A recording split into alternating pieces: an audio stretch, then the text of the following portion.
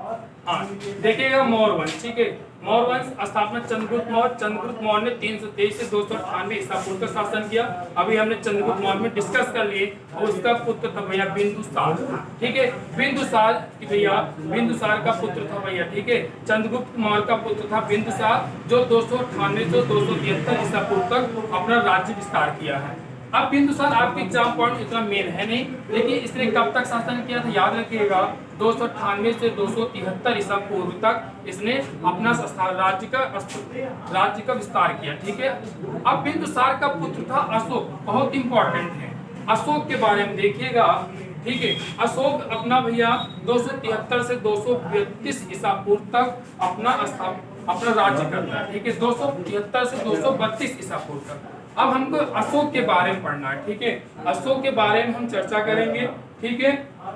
अब देखिएगा, पहले अशोक का जीवन परिचय हम चर्चा करेंगे, आपके एग्जाम पॉइंट में बहुत इंपॉर्टेंट है, ठीक है। पहला भैया देखिएगा, अशोक का जीवन परिचय। अशोक ने 273 से 232 ईसा पूर्व तक भैया अपना राज्य किया था। और इसका पूरा नाम था भैया, इसका पूरा नाम था देवानामप्रिय, ठीक है। इसका पूरा नाम था देवानामप्रिय था। और इसका राज्याभिषेक कब हुआ था?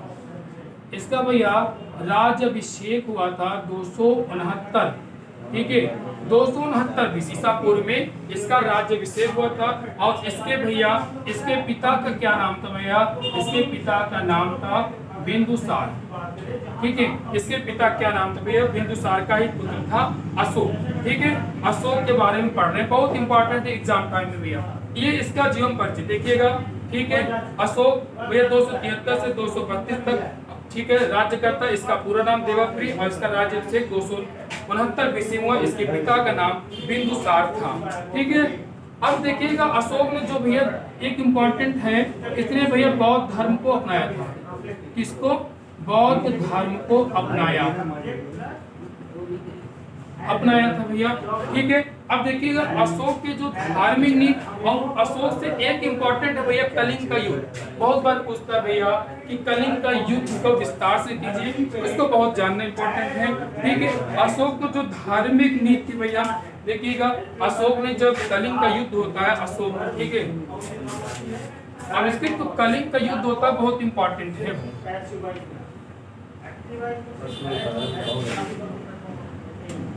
ठीक है। और सिर्फ 5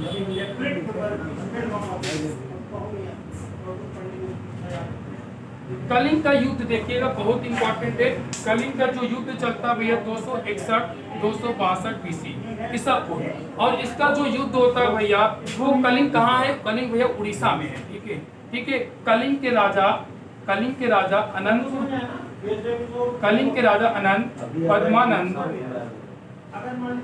अनंत पद्मानंद और अशोक के बीच हुआ था, जिसमें भैया अशोक को क्या हुआ था भैया? जीत हुआ। अब देखिए कलिंग का युद्ध कैसे लिखेंगे। कलिंग का युद्ध 261 262 ईसा पूर्व में कलिंग के राजा अनंत पद्मानंद और अशोक के बीच हुआ था। इस युद्ध में लाखों सैनिक, भैया देखिएगा, इस युद्ध में क्या हुआ था? लाखों सैनिक का बल दे दिया गया, चढ़ा दिया था। अनेक मृत हो गए थे, अनेक भाई और पति क्या हो गए भैया? मारे गए थे, ठीक है। और इस युद्ध में ही अशोक का हृदय क्या होता है? परिवर्तन हो जाता है। वो देखता भैया अपने चारों तरफ भैया युद्ध स्थान में देखता है कि भैया जहाँ देखता है लाखों सैनिक से मारे गए हैं। स्त्रियां जो थे, किसी की भाई, किसी के पति जो मर गए हैं, स्त्रियां रो रही हैं, ठीक है। इस युद्ध के बाद अशोक का हृदय परिवर्तन हो जाता है भैया। फिर इसी युद्ध के बाद अशोक कभी युद्ध नहीं लड़ता। फिर इसी युद्ध के बाद भैया अशोक जो भैया बौद्ध धर्म अपना लेता है, बौद्ध धर्म को अपनाता है भैया इसी युद्ध के बाद, ठीक है। एग्जाम पॉइंट बहुत इंपॉर्टेंट है, बौद्ध धर्म को अपनाया। देखिएगा, कलिंग का युद्ध बहुत इंपॉर्टेंट है, लिखेंगे कैसे एग्जाम पॉइंट में? कलिंग का युद्ध देखिएगा, कलिंग का युद्ध 261 262 ईसा पूर्व कलिंग के राजा अनंत पद्मानंद और अशोक के बीच में हुआ था। इस युद्ध में अशोक को जीत हुई थी और इस युद्ध के बाद अशोक का हृदय परिवर्तन हो गया था, ठीक है।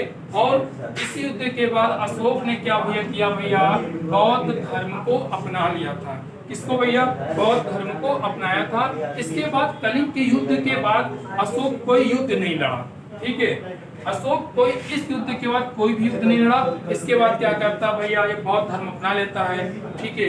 ये धार्मिक नीति बताता है भैया लोगों को बारे में, ठीक है। आप देखेंगे भैया अशोक की धार्मिक नीति क्या थी, अशोक की धार्मिक नीति, इसके बारे में चर्चा करेंगे।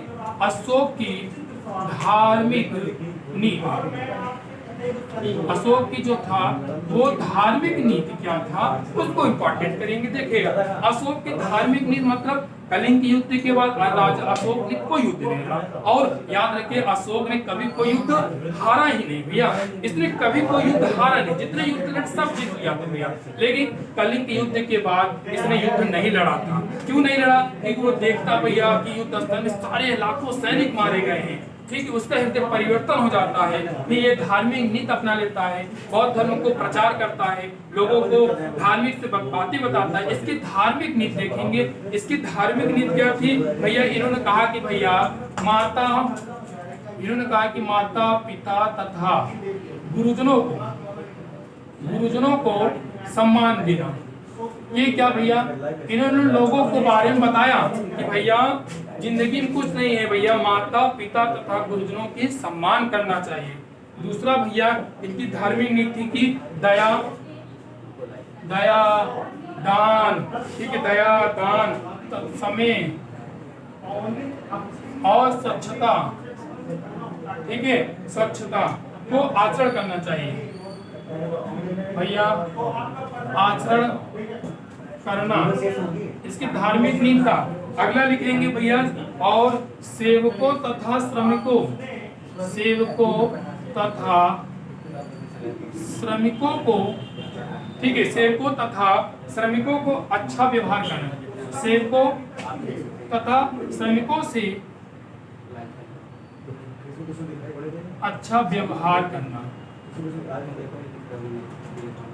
ये भैया और सिर्फ इम्पोर्टेंट आपके एग्जाम पॉइंट में यही है। अशोक की जो धार्मिक नीति था भैया, इन्होंने क्या कि माता पिता तथा गुरुजनों को सम्मान देना चाहिए, दया दान समय स्वच्छता को आचरण करना, ठीक है, फिर सेवकों तथा श्रमिकों से अच्छा व्यवहार करना चाहिए। ये हमारा जो था अशोक की धार्मिक नीति थी, ठीक है। अब ऐसे अब भैया देखते हैं मौर्य वंश के पतन के कारण क्या थे, ठीक है। अब देखिएगा मौर्य वंश के पतन के कारण, अगर आप मौर्य वंश के पतन के कारण पर जान जाएंगे, फिर इसके बाद देखेंगे भैया गुप्त वंश। देखिए भारत के इतिहास में दो वंश ही बहुत इंपॉर्टेंट था भैया, एक मौर्य वंश एक गुप्त वंश।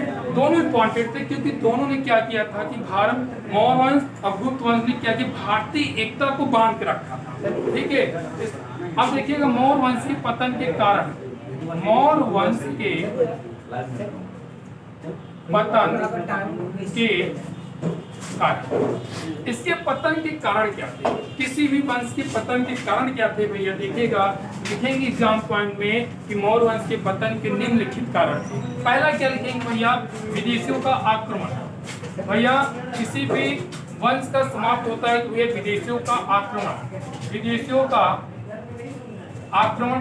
अब विदेशी कौन थे भैया, यूनानी थे, यहाँ यूनानी आए थे, यूनानियों का आक्रमण, यूनानी, ठीक है। किसी वंश का पतन क्यों होता है भैया, अगर विदेशियों का आक्रमण होता है उस वंश का पतन हो जाता है, ठीक है। विदेशियों का आक्रमण और विशाल की साम्राज्यता, विशाल की साम्राज्यता और भैया आयोग उत्तराधिकारी, आयोग उत्तराधिकारी, ठीक भैया लिख देंगे। आर्थिक कमजोरी, आर्थिक कमजोरी ये इंपॉर्टेंट है। मौर्य वंश के पतन, कोई भी वंश के पतन कारण होते हैं भैया, विदेशों का आक्रमण, अयोग्य उत्तराधिकारी, विशाल की साम्राज्यता, क्योंकि जो अशोक ने था अपने 16 जहां महाजनपदों को जीता था भैया। अशोक उस समय महाजनपद कुल 16 थे भैया, जो महाजनपद थे वो 16 थे, ठीक है। अशोक ने क्या किया भैया, 16 महाजनपदों को जीता था, सिर्फ अशोक ने 16 महाजनपदों को जीता था। अब 16 महाजनपद उस समय बहुत थे, ठीक है, बहुत फैला था, कहने में विशाल की साम्राज्य था, विशाल की। अब विशाल, अगर विशाल की साम्राज्य था, अगर विशाल अधिक फैला है, ठीक है, वहां तक पहुंचने के साधन प्राप्त नहीं, साम्राज्य की विशालता, विशाल की साम्राज्यता नहीं, साम्राज्यता की विशालता, साम्राज्यता की विशालता।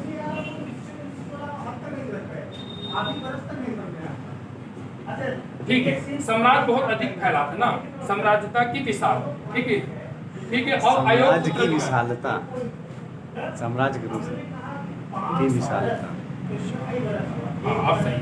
साम्राज्य की विशालता, यह साम्राज्य क्या था, बहुत लंबा फैला था, क्योंकि अशोक ने 16 महाजनपदों को जीता। अशोक जब भैया मर जाता, उसका पुत्र फिर भैया वृद्धत्व था, लेकिन चला नहीं पाया, अयोग्य उत्तराधिकारी था, ठीक है। फिर उस समय यूनानियों का आक्रमण भी शुरू हो जाता था। इस धीरे धीरे क्या होता है भैया, मौर्य वंश का पतन हो जाता है। आपके एग्जाम में आएगा भैया कि मौर्य वंश के पतन के कारण क्या, तो यह लिखिएगा विदेशियों का, विदेशी मतलब यूनानियों का आक्रमण, साम्राज्य की विशालता, अयोग्य उत्तराधिकारी और आर्थिक कमजोरी। क्योंकि किसी भी भैया राजा हो, उसको अपना वंश चलाने के लिए पैसा बहुत चाहिए। अब कहीं कहीं भी आर्थिक कमजोरी भी होने लगी थी, इसलिए क्या हुआ भैया, मौर्य वंश के पतन के कारण हुआ। अब हमने देखा भैया मौर्य वंश आपका एग्जाम पॉइंट में इतना ही इंपॉर्टेंट है, मैंने पूरा चर्चा कर दिया, ठीक है, मौर्य वंश के बारे में। फिर नेक्स्ट टर्न में देखेंगे आपका अगला टॉपिक है गुप्त वंश, में गुप्त वंश की फिर चर्चा करेंगे, ठीक है। तब तक के लिए धन्यवाद।